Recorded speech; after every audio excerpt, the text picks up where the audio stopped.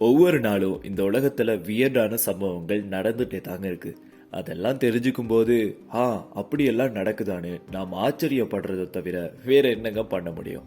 42 வருஷமா தான் குடிச்ச பீர் கேன் எல்லாத்தையும் சேர்த்து ஒரு பிசினஸ் பண்ணிருக்கிறாரு இங்கிலாந்துல ஒருத்தர். சும்மா இல்லைங்க, கிட்டத்தட்ட 10,000க்கும் மேல இந்த பீர் கேன்கள் எல்லாத்தையும் சேர்த்து வித்து 26 லட்சம் ரூபாய்க்கு மேல மனுஷன் உழைச்சிருக்காருன்னா பாருங்க.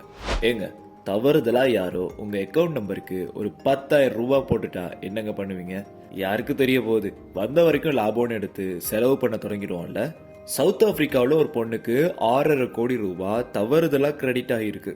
அவங்களும் கேஷுவலா அதை எடுத்து ஷாப்பிங் கிளப்னு நல்லா செலவு பண்ணி என்ஜாய் பண்ணியிருக்காங்க.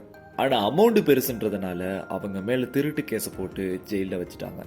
அமெரிக்காவில் லாட்டரி ஷீட் மெஷின்ல நினைச்ச நம்பரை விட்டு தவறுதலா வேற ஒரு நம்பர் அழுத்தினதால 8 கோடி ரூபாய் பரிசா கிடைச்சிருக்காம் ஒரு பொண்ணுக்கு. தன்னோட லைஃப்லயே இதுதான் நான் செஞ்ச பெஸ்டான மிஸ்டேக்னு அவங்க ரொம்ப சந்தோஷமா சொல்றாங்களாம். ஓனருக்கே தெரியாம அவர் சூப்பர் மார்க்கெட்ல கூரைக்கு மேல இருந்த ஒரு சின்ன இடத்தை வீடா மாத்தி கிட்டத்தட்ட 1 வருஷமா வாழ்ந்திருக்காங்க ஒரு பொண்ணு. போதாக்குறைக்கு எலக்ட்ரிசிட்டி கனெக்ஷனையும் திருட்டுத்தனமா யூஸ் பண்ணியிருக்காங்களாம். யூடியூப் சேனல் பண்றவங்களுக்கு ரொம்ப முக்கியமானது வியூஸும் சப்ஸ்கிரைபர்ஸும், அப்படித்தானேங்க? அதுக்காக சைனாவில் ஒருத்தர் 4,500க்கும் மேல போன் VPN சாஃப்ட்வேர்னு யூஸ் பண்ணி போலியா அவரே லைக் கமெண்ட் பண்ணி 4 மாசத்துல 3.5 கோடி ரூபாய் உழைச்சிருக்காராம். இது இல்லீகல்ன்றதுனால அவர் அரெஸ்ட் பண்ணி 15 மாசம் ஜெயில வச்சிருக்காங்க. இப்படி இன்னும் நிறைய சம்பவங்கள் இருக்குங்க. அப்கமிங் வீடியோஸ்ல அதை பத்தியும் பார்த்துடலாம்.